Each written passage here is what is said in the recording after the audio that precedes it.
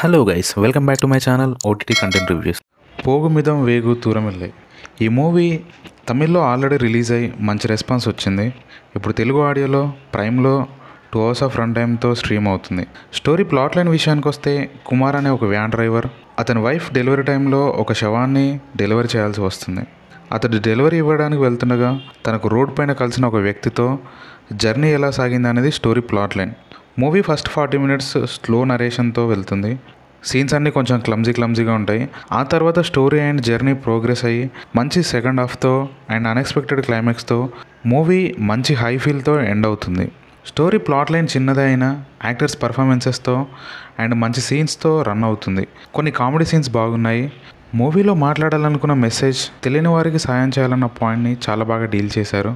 దాన్ని యాక్టర్స్ పర్ఫార్మెన్సెస్తో మంచి హై ఇచ్చేలా చేశారు.